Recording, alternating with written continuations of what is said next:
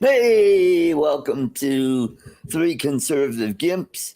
Let's see, I'm going, and everybody's going. Hey, we're all great. Got everything all working tonight. So still don't have VMITs working, and I will get that resolved by the next Artco show. And hey, at least we started on time tonight, unlike last night, which was a total cluster, you know what. So we've got a great show for you tonight. We got some good news other than Israel and all that, but we may talk about Israel in that. So let's get this show going. Let's bring in the man with the dulcet Lauren Bacall voice, all the way from Muskogee, Oklahoma. It is Lloyd Mendenhall. Howdy, Art. How you doing? I'm doing better. Doing better today. Good. Yep. Well, yeah. It's a pain when your computer's screwed. Do you know what caused it in the first place? Oh, it's probably a Windows update that didn't like either Stream Deck or something, and you know, I didn't even realize this until Bill mentioned that I should have just unplugged everything and started plugging the peripherals one by one and maybe find out. And I'm like going, Yeah. oh, why the hell didn't I think of that? I mean, I try not to do a complete reset if I don't have to. Yeah. It's a pain. If I got so much crap on mine now. If I had to do a complete reset, I don't know what I'd do. So it's like, all right, let's welcome all the way from the great Northeast. It's that blue blob up by New York. It's New York. Let's welcome Charles Galuski, whatever. Hey, Art. Hey, Lloyd. Hey, Charles. How you doing? Good. How are you? I'm good. I apologize. I missed the Art of the Roll Thursday night, but I was doing something. I was doing something else, and then I realized, Ken Herron was on. I turned it on just before it got over. It's like, boy, he did a short show on Thursday. I don't know why, but he just did. Wow. It was over by 8 or 8:30 at the most, maybe. Wow. Well, that is. Yeah, it was a real short show. Yeah, and 7, that would be 8 your time. And yeah. To go to bed. So. Yeah, and it's.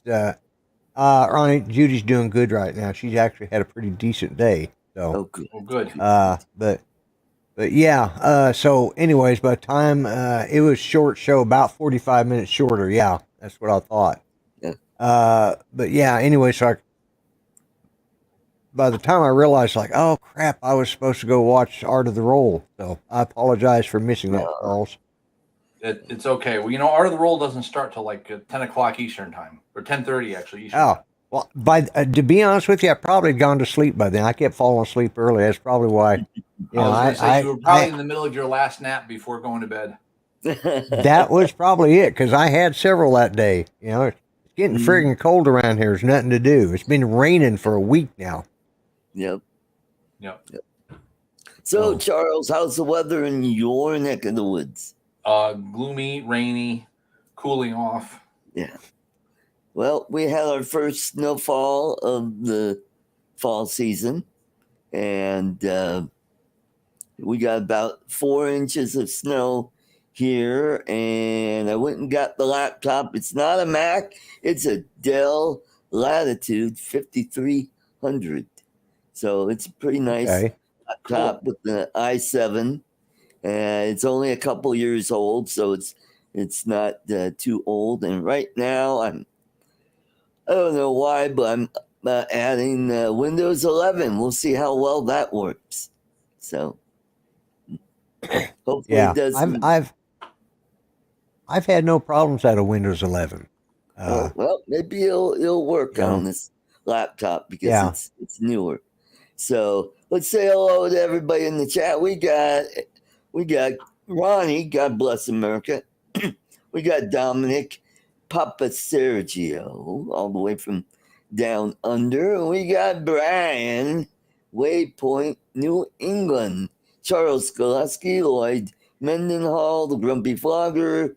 And we got Dominic Northside Hawk, and 3 Conservative Gimps. And we got kind of a light crowd tonight. I think it's because, well, it's football season and it's Halloween weekend. So it's probably going to be a light day today. So we got a new speaker. Imagine that. And he comes to us all the way from Louisiana, and it's Mike Johnson. So your thoughts, Lloyd, since you like to hog the show. Who'd you say it was? Mike Johnson. Oh, okay, yeah. Well, what little bit I've looked up some things on him. What little bit I've seen of him, I think I'm going to like him. I mean, I think he was he seems to be a good conservative choice. You know, he was on he was part of the Trump defense team in his in the Democrats' failed impeachment trial, and he's been part of the conservative movement for quite a while. He's really relatively new. He just got voted in 2018, I think. So compared to a lot of them, he's new, and he's got some real strong religious conservative values. Anyway, you know what I mean. He's a Christian conservative. That's what I'm trying to say. Guy. Yeah. He's a good guy. Yeah. So, yeah, he's a good guy, and from what I can tell, he's not going to mess around. Good. So, good. We'll see. Time will tell. Mm-hmm. But he got all of the votes, so he must have done something to help with the conservative coalition. So, he made some promises. Let's hope he keeps them, or he can at least fulfill most of them or part of them, anyways. You know. Charles, you're. Well, I would tend to agree with Lloyd. It was a surprising choice, but I think it was a good choice in the short and long. Excuse me, in the short and long run. I listened to a very short clip of an interview with him, and he said all the right and proper things. You know, he was talking about how everybody wants to know, what does he believe in, and what does he believe in. And he said, you know, my own personal beliefs, my own personal worldview is what comes from the Bible. But then he followed it through and said, you know, I'm just one person. You know, in the house, there's 400 plus people, so we have to work together. So I'm not going to be. You try to get across the fact that he was not going to be like a dictator. You know, that we weren't suddenly going to become a Christian theocracy. That we were going to, but that hopefully Christian principles will begin to be applied more and more. Christian principles of fairness, honesty, real transparency. You know, sanity in our spending. So hopefully, this is what I'm thinking. Mm-hmm. Yeah. Go ahead. Yeah, and I agree with you guys. I'm just glad we finally got that taken care of, and we could, we got, I guess, another CR coming up pretty soon, and hopefully we get it ironed out. And actually, I would like them to get a flipping budget, and actually do something. And instead of having these CRs every a couple months, something like that. Yeah, it seems like they I think at the most they're expanded to maybe 90 days. Right. But that's usually I think they run between 60 to 90 days. And you're right. This guy, one of the things that impressed me was I listened to his acceptance speech after he was sworn in. He really made a lot of sense. He says he wants to put some faith back into he wants to earn the trust of the Americans again. Put some faith Right. in our government. Not faith religious wise, but faith in trustworthiness. Right. And Mhm. I think that's something that we sorely need. I think he's going to be somebody that's going to be able to join the Republicans together instead of having them splintered so much. Right. Because, and he said outright, he's going to have the help of some Democrats.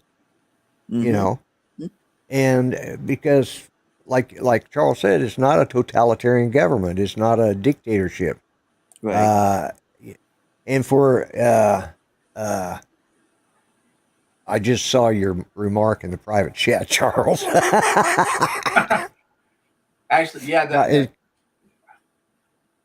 just to go squirrel for a moment, that second tune when that started up and it had that thumping rock beat, and then with that so really heavy twang, I was like, oh my god, I was losing my mind. That was one of the best pieces of country music I'd ever heard. I was like, holy crap, I got to get some of this.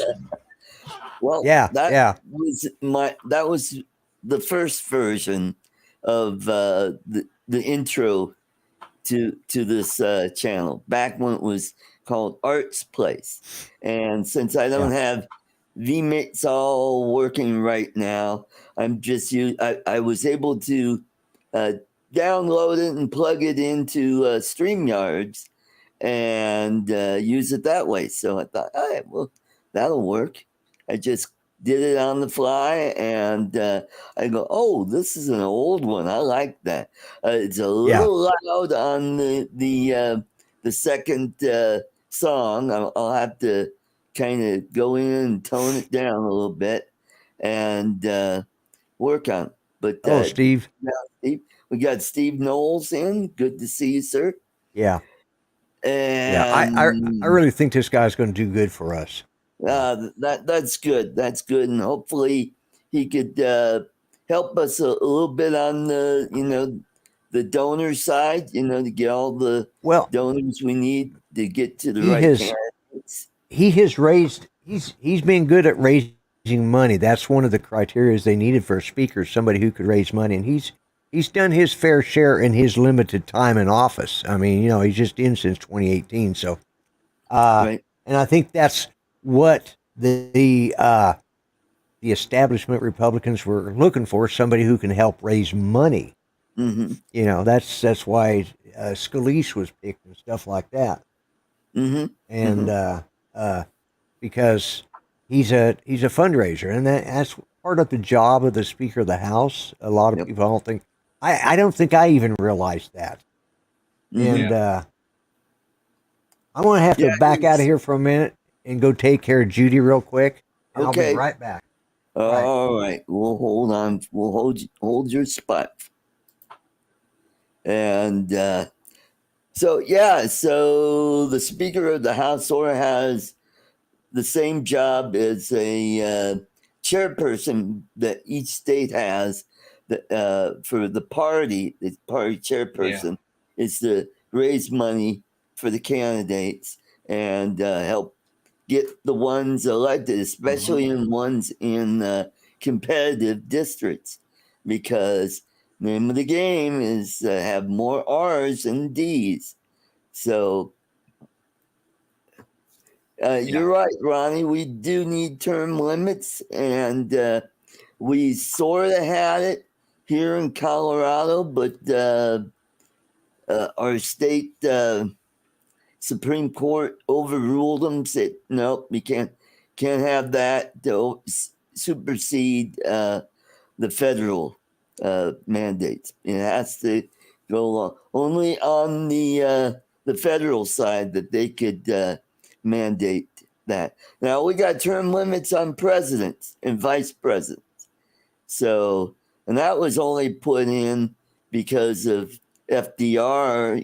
He ran for 4 terms and died just at the beginning of his 4th term, and they wanted to prevent something like that from having presidents serve more than 2 terms. And but they should have, while they were thinking, it might be a good time to have term limits on Congress and Senate. But we already have that. It's called elections. For Congress, it's every 2 years, and Senate is every 6 years. I would like to see senators only serve 2, maybe 3 terms, and for the House, maybe three terms tops. That'd be 6 years, maybe 4 terms, 8. Because we need to get fresh blood. Because look at, we just had a senator that passed away at the age of 90, who's been there like forever, since the early 90s when she got elected. Yeah. And she's been a career politician. She started off as mayor of San Francisco. Yeah, I forgot all about that. Somebody had mentioned that, and I go, "Oh yeah, that was when Harvey Milk was assassinated, and all that stuff happened." Yeah. Because you use the term career politicians, as this is what we need to weed out. This Right. should not be anybody's career path. Right. You are a servant of the public. You are in there to serve, to represent for a time period, and then get out. Mm-hmm. Yep. Oh, hey, you want to talk about people who've been there for close to 50 years? That would be John Conyers and Dingle in Michigan. They've been in there like since the 50s. That's how long they've been in office, and they finally passed away. However, it's their wife holds that seat now. So I think for Dingle, I think his son is now running that seat. So it just, you need to have term limits to prevent something like that from happening. And because what ends up happening is they get in and then they find out, oh, hey, we could manipulate the stock market by, when someone gets a government contract, and then we get our proxy to go buy some stock in that company, and then they're filthy rich. Look at what happened to Nancy Pelosi. I was going to go, hey, boys and girls, can you say Nancy Pelosi? Yep. And that's how our governor, Polis, got rich. Started off with $30 million he inherited from his parents' electronic greeting cards company, which he sold prior to the .com bubble bursting. So he took that money and he basically bought every office he's been in. And he picked the easiest office to get in. He started off, he was a state school board member, and he served on that. And then there was an opening in District 2, which happens to be where he lives. And that's a solid Democrat district. So he was able to outraise any of his opponents. And he got that seat. And then he went from, now he's worth over $300 million. Wow. He was able to buy the seat of Colorado. He beat Walker Stapleton, who's I think the grandson of former Denver mayor Stapleton. Yeah. And the airport was named after him. Now they changed the name of the little not on, how each the neighborhood, it was called Stapleton neighborhood, they had to change the name because, well, when Stapleton was mayor, he was kind of friendly with the KKK, Oh. Back in the 20s. And so, don't even get me started. We changed one of our mountains names because it was named after a territorial governor that supposedly ordered the troops that massacred a bunch of Indians at Sand Creek. And that's just a whole can of worms there, and I don't know how complicit the governor was. He, as far as I know, he heard that there was some problems with the ranchers out there, and they said the Indians were harassing him. And he said, "Well, okay, those are my constituents." He sent the troops, and Colonel Shivington got a little, overzealous and killed a bunch of women and children and old people. I'm assuming this was like over 100 years ago or something. Oh yeah, it was just after the Civil War, I believe. Yeah. So, anyway, so now the Mount Evans is going to be called Mount Blue Sky. Yeah, boy, I'm still going to call it Mount Evans. I don't give a shit. Yeah. Yeah. Andrew, I would like to, but you know what? He's got every right to, put his money where it is, because that's part of free speech. And it's sad that you can have a billionaire funnel money into all these attorney generals races, and that's why a lot of these states, including Colorado, have a huge crime problem, because he helped get elected very liberal, progressive attorney generals that have gone really soft on crime and have these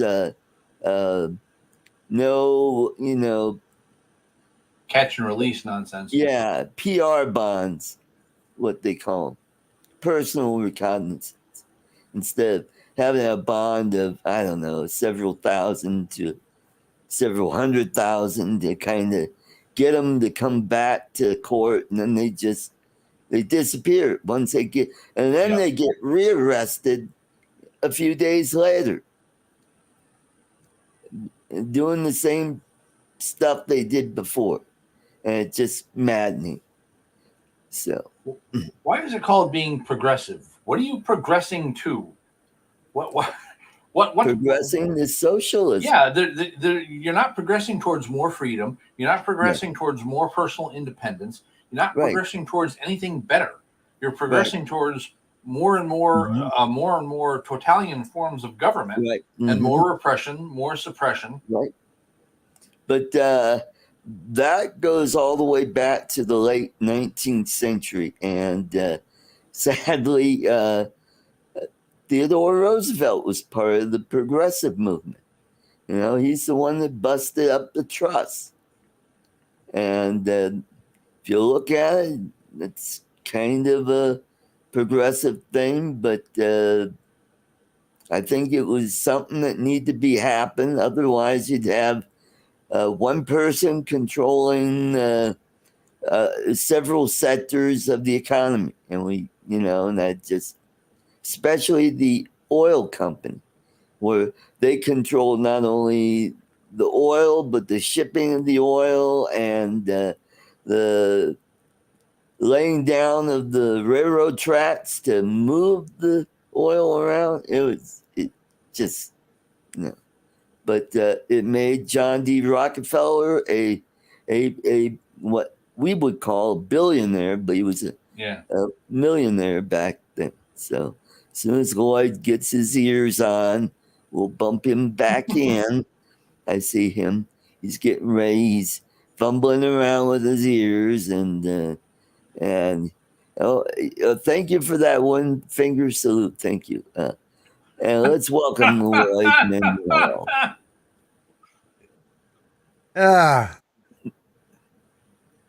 I'm back for a few minutes. I'll have to run back in here in a little bit, but I'm good for right now. Oh, okay. So you got the channel on Downton Abbey now. Good. That's no, actually, no. It was something else completely different. I had to okay.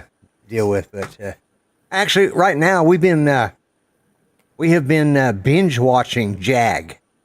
Oh, I haven't watched that in years, and so it's been good. But no, that I had to something else I need to do, and right. Yeah, we were us right back down. Progressivism. Yeah. Progressing to what? And I go, well, to socialism and communism. Basically. Yeah, exactly. And we were talking about how it got its start in the late 19th century with Theodore Roosevelt. He considered himself a progressive, but I think his idea of progressivism was different than what the Democrats had.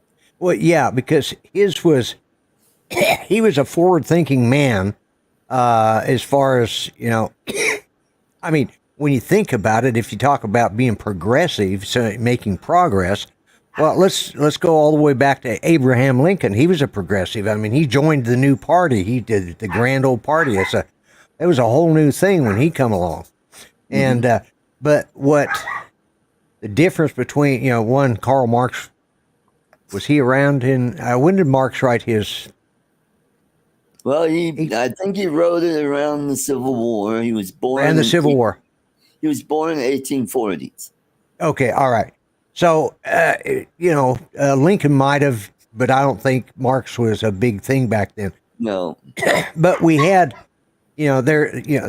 what we have is what they call progressive now is nothing more than Marxism, which and Teddy Roosevelt was not a Marxist by any, and a lot of this stuff really started it started over in England when all the unions, the workers' rights and workers, the cotton mills over there, they had strikes over the cost of cotton. A lot of people were getting their cotton cheap from the United States prior to 1860, or 1861. Then after that, it went, so that a lot of them had to start getting it from the Caribbean and South America. Caribbean, Caribbean and South America. But those, those workers over there would strike because the as they called them, the master, their boss, right. They would keep making a profit, but they wouldn't, they'd knock back their wages, and they'd go for 5 years and wouldn't get it. And that's what was the start of that. You see some of that in Charles Dickens' writing, talking about the workhouses, and it was all of that was what became Marxism and developed as Marxism, and what the modern Democrat now calls progressiveness, different than the progressiveness of, say, Theodore Roosevelt. Right. And that's where it's taken us now. We're headed, we're actually regressing, right. Rather than progressing, because there's nothing forward thinking about what the Democrats are showing. It's the same old stuff. Matter of fact, it's the same kind of stuff they've had for many eons, or decades. Well, my view on Marxism is just it takes us back to feudalism. It just instead of kings and queens, we have the nomenclature replacing the monarchy. Right. And so we got powerful people. I mean, we still have powerful people running the country. I mean, look at what's going on in China.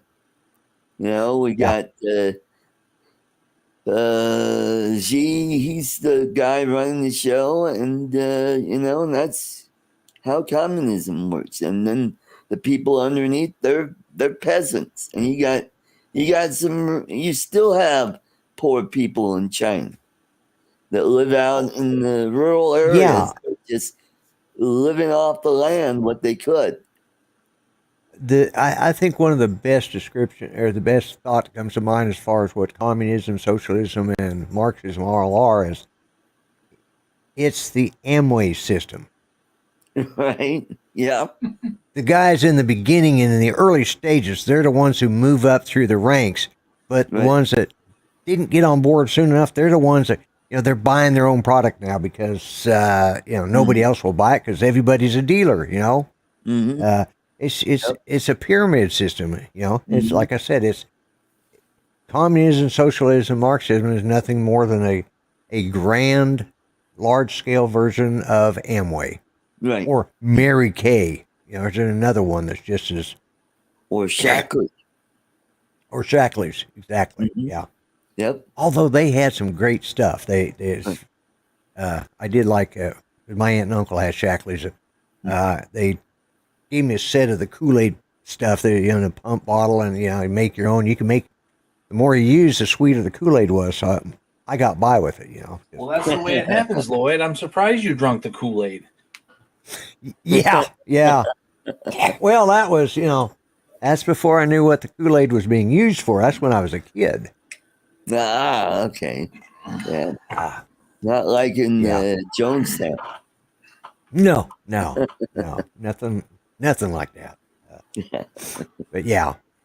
But I mean, that's it. It's just what progressivism is now. It's a progression. It's a progression towards communism. Mhm. Just simple. So sadly, we had an event up in Lewiston, Maine, a few days ago, and fortunately, the gunman is no longer with us. So that's what I would call taxpayer relief shot. Where Yeah. So he saved us money, not having a trial and not having to incarcerate somebody for many decades. So Right. sadly, Yeah. it happened, and from what I understood, the guy had serious PTSD, and Maine's pretty liberal state. How the red flag law didn't work on helping those people. Well, first off, they didn't have a red flag law in that state. Oh no, okay. No. I know. No, as a matter of fact, Maine is it's the most pro-gun state in New England. Wow. They had a yellow flag law, which allows for law enforcement to step in to report somebody, but it doesn't allow for a psychologist or anybody to report it. That's the difference between a red flag and yellow flag. No, they did not have a red flag law in place. They should, and therein lies the problem. And this is another situation. It's not, yes, Uncle Bill is yellow flag. Yeah. They, in Maine they are pro gun up there, and good. there was a lot of people that they interviewed up there said they wish they had a gun when he was on the loose, because they felt unsafe about it, being there and not able to protect themselves, because they admitted, in the interviews to law enforcement, because even, Uncle Bill says Florida has a red flag and yet I still carry. Yeah. Well, Oklahoma doesn't, but, and we've had a few of those kind of shootings here, and mind you, they were smaller and didn't make the news more than 24 hours, but yeah,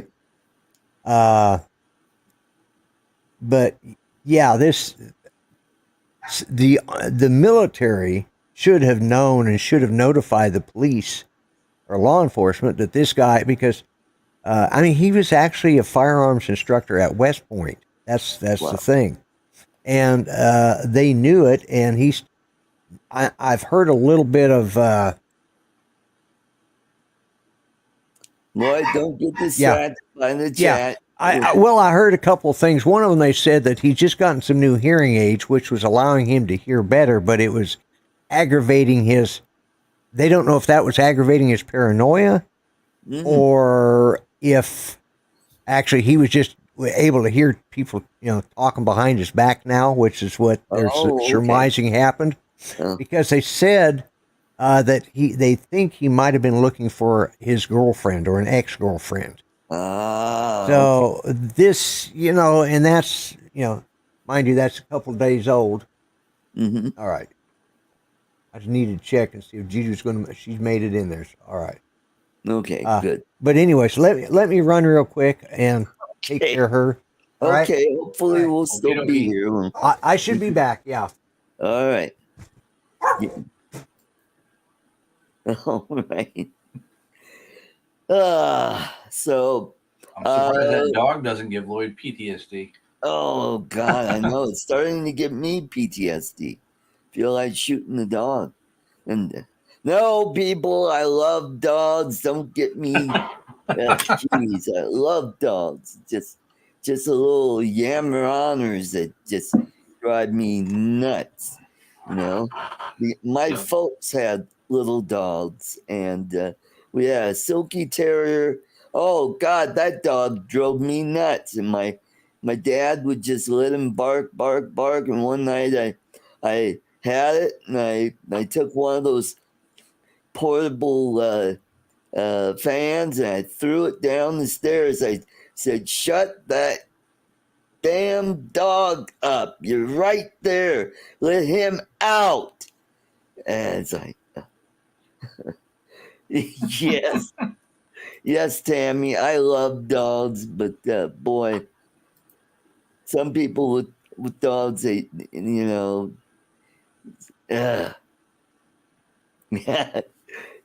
there you go. Let's Tammy will like that one too. So,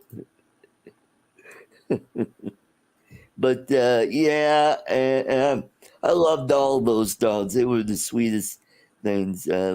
We had a couple of Shih Tzus and some Lhasas, and we had a cockapoo that was just so social and adorable, and it just broke my heart when I had to give him up, just before my mom passed away. It was just, oh God, don't even want to go there. It just. And if I do get a pet, it'll be a cat. I think they're, my sister's little kitten. I just adore that little kitty, and Cool. nothing like her other psycho cat. Actually likes to be petted and scratched. So, yeah. That's right, Tammy. You talk to your man.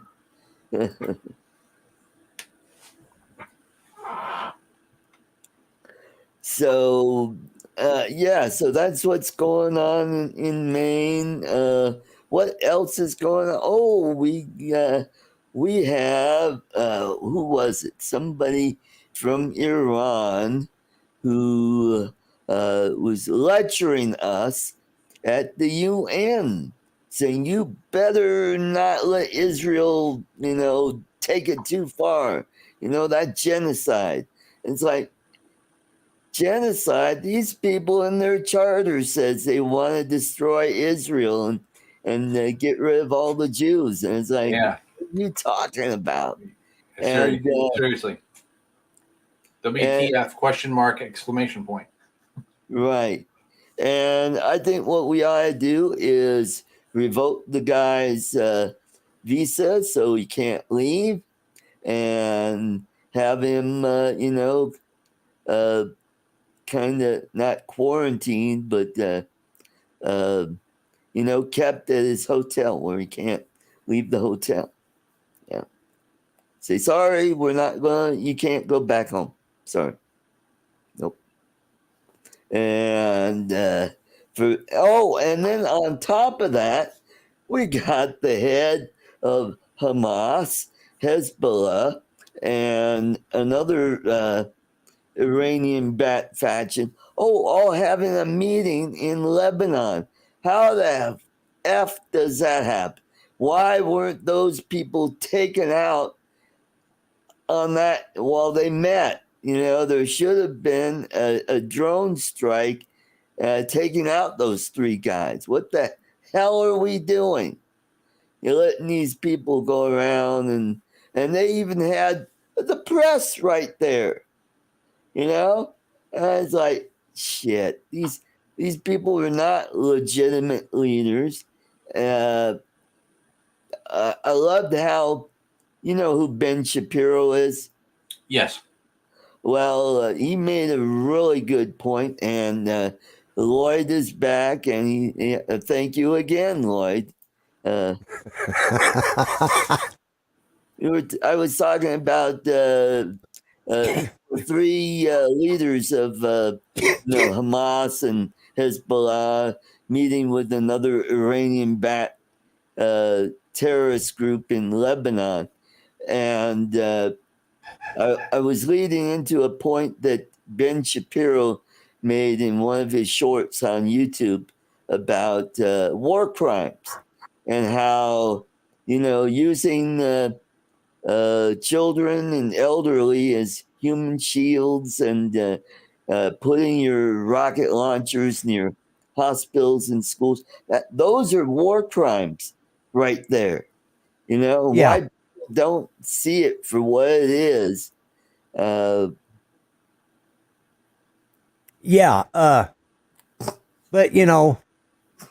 they're not going to be prosecuted because because the thing is, the reason they won't be prosecuted is because the world needs something to hold against the United States. Right. And that's us backing Israel. That way they can justify any attacks, anything they do, because the Israelis are the ones they think are the war criminals. Right. And they'll let, and it's just any excuse to hate the United States. And it's fed by, Iran and, by the... Well, it actually goes back to the Soviet Union was pushing this hate America because, look at how prosperous they are and look at how poor you guys are. Hey, we're the most giving country on the planet. We go out of our way to help people.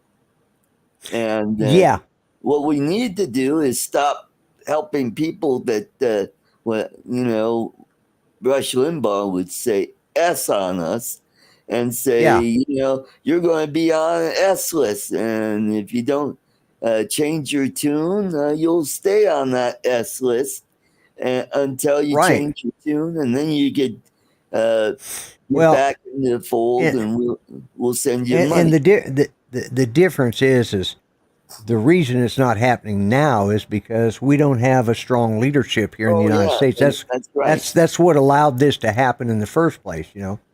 I was looking at what Steve said. Why didn't Israel do anything about it when they first broke through? I mean, that's a question I think that's has a lot of people scratching their heads. How did they miss this? Down in their intelligence, and because Israel at the time was, everything was just going honky dory. Well, because they were in negotiations with Saudi Arabia to finally, they were close to having Saudi Arabia recognize them, right? And so I think they thought that maybe some of this was, they became a little, I think they became maybe just a little complacent. Not that they're complacent really, but I think that's, they were lured in by that. And, I think that's what part of it was. Spring, click, and I take full responsibility to flip the switch. Yeah. There's I think, I don't know. It's one of those things that had me scratching my head, but Hamas has, the other thing is the tunnel systems that they have there is, I mean, it's not like the tunnels they used in Vietnam, Right. completely different. These are very, very more sophisticated. These are, they're an intricate network. They're well built.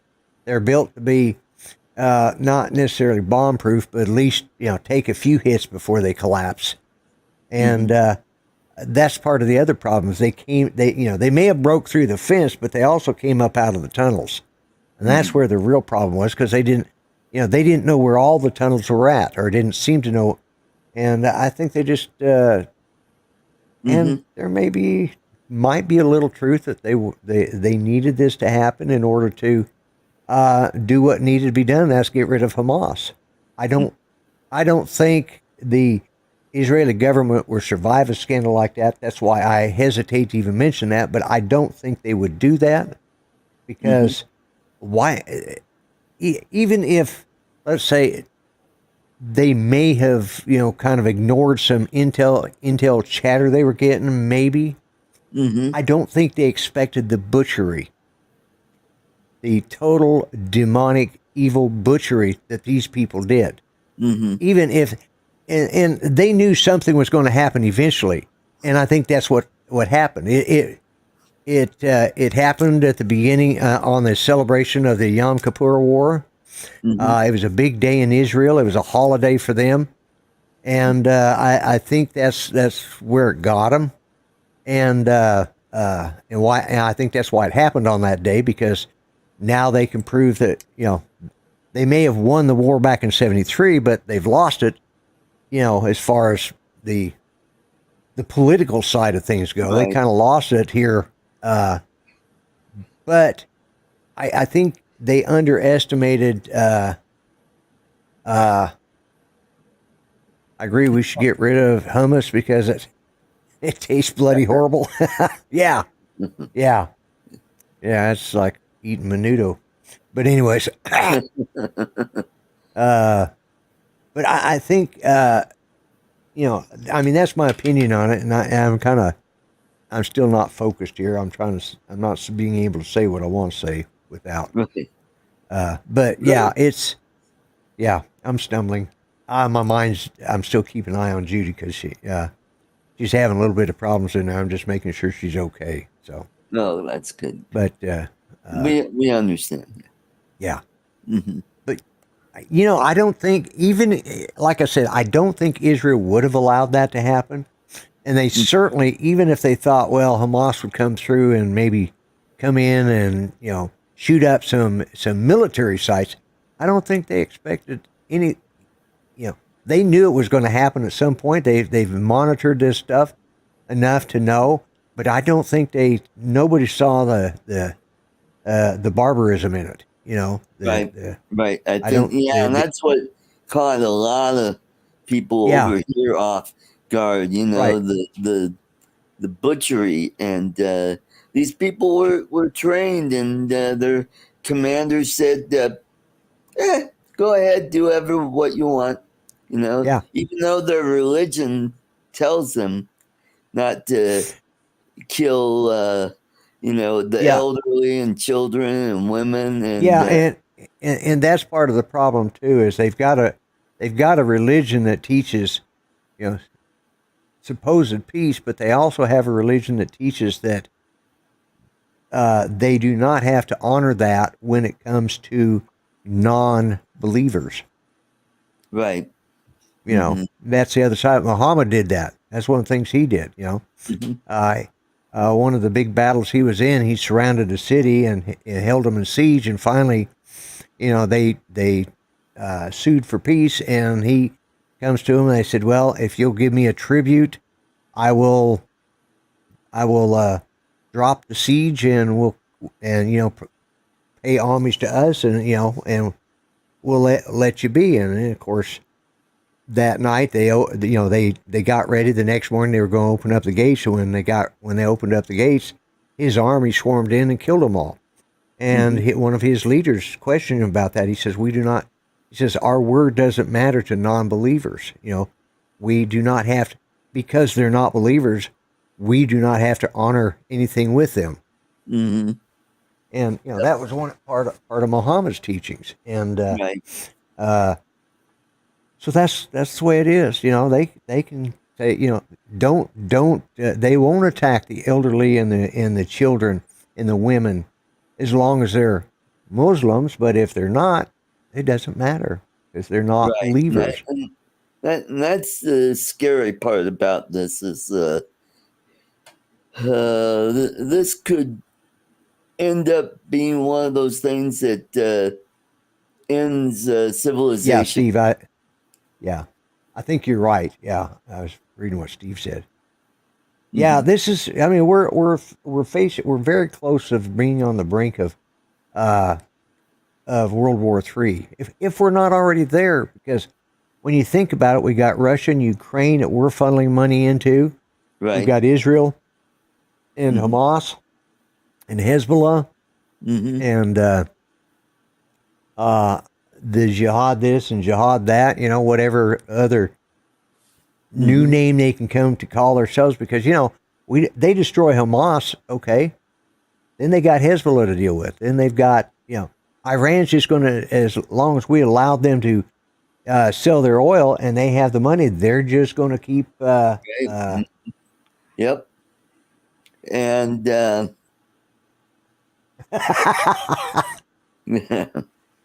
I saw Muhammad's great. Yeah, flow like a butterfly, sting like a bee. Yeah. Different That's Muhammad. the wrong one. Yeah. Yeah, so and we can all, and I keep saying this, we can all lay this at the feet of Jimmy Carter, Yeah, very much so. It all belongs. And it's like, ever since all that happened, it's like, that dumb idiot, Yeah, he was,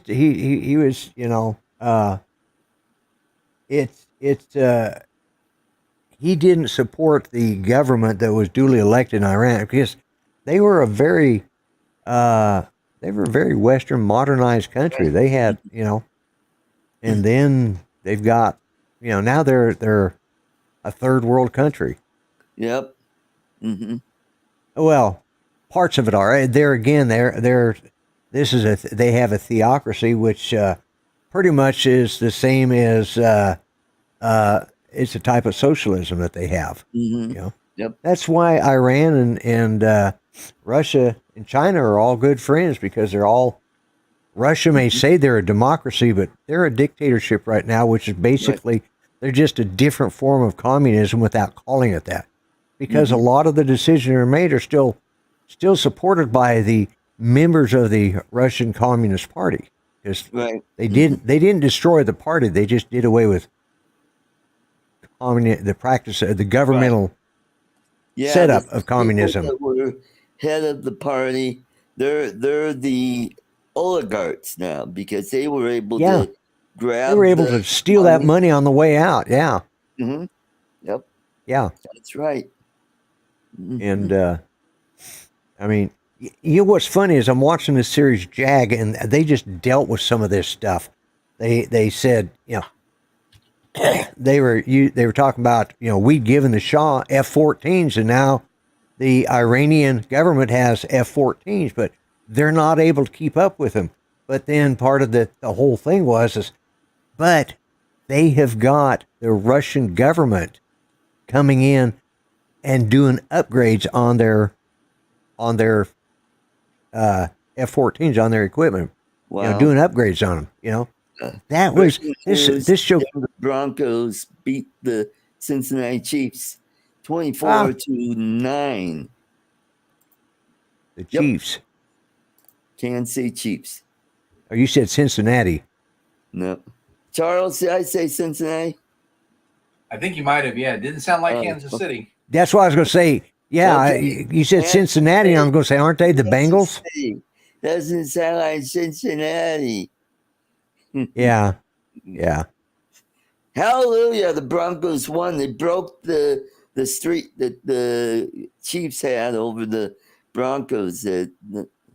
So that's good. So yeah, they're winning yeah, some games. So who knows how this season will turn out? So now they're 3-5, and the Chiefs are now what 5-3. So yeah. so- Yes, Mark, that is. I've been watching Jags, a series about the Navy lawyers, but right, you know, it's actually the predecessor to NCIS, which was a right. spinoff, Mhm. and Yep. so yeah, but they dealt with that, and dealt with some of the situations, and yeah, when we left, just basically when Jimmy Carter pulled us out of Iran was basically the same way.